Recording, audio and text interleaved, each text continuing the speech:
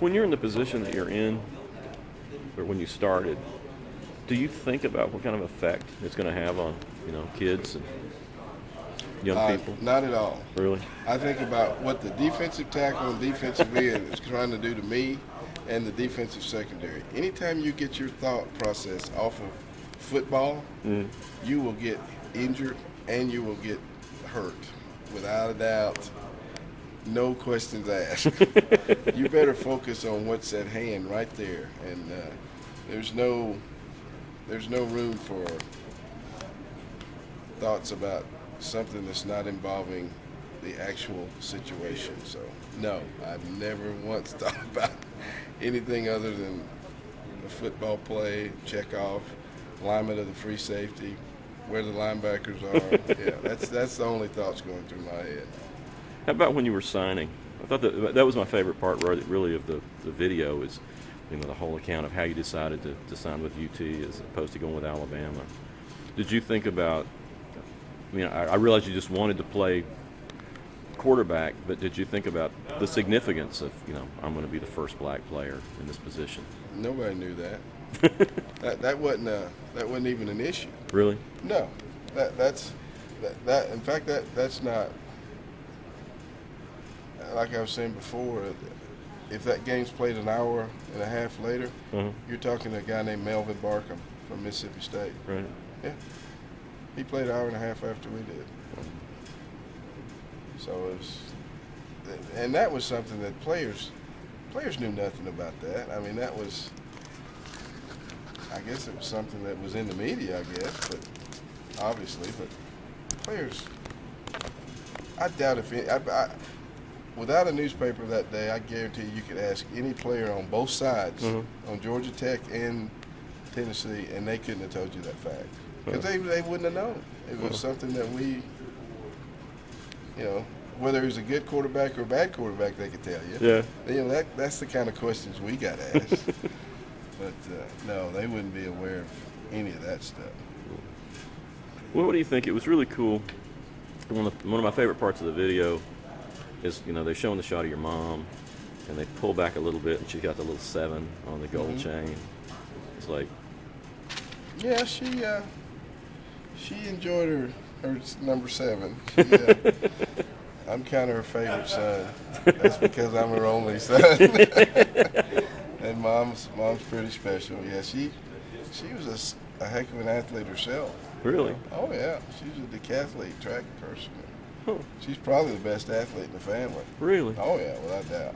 Wow.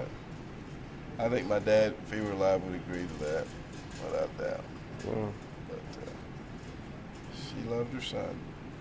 Well, what did you think when they approached you about doing this film? And here we are sitting in, where are we sitting, Kenny? Got her. Yeah. And that's right, and this is a skybox. Folks who have never been here, this is awesome. I don't know. I didn't get when they approached me about it. Yeah. It was just well, first of all, the fact that Kenny approached me about it. Right. I was comfortable. The only question I asked him was, "Are you going to have total control?" Right. Because I'd gotten to know Kenny. I knew he was a fan.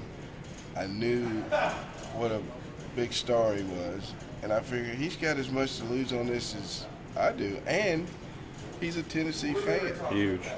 And I trust him. Right. I trust him. So it's, once you get past that, and I don't think I would have done this for anybody else. Wow. Maybe a few guys at home that I've known for a long time, because I'm just not comfortable talking to people about, especially involving my family and what their lives. I don't know if they'd want to do that. I know I wouldn't, and I'd have to trust somebody a lot to do that. And of course, Kenny's the only person that's asked. I mean, the story's been here since I got back in 1998. And nobody's even approached it. Yeah.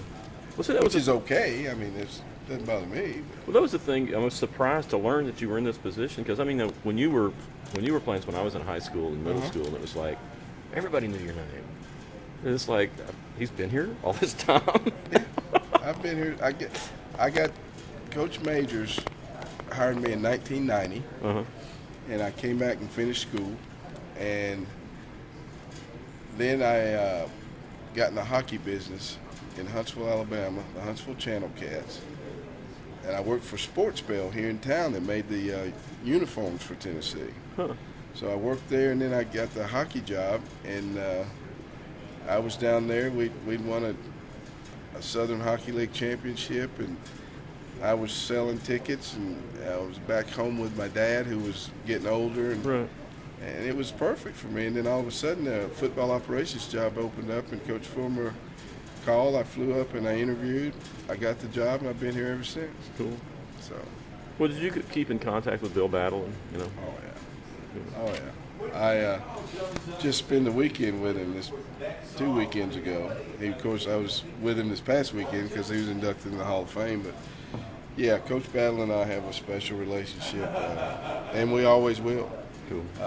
My father's passed away, and if I had a situation where I needed fatherly advice, I wouldn't hesitate to call Coach Battle. That's cool. And he'd answer any question I had. He always has.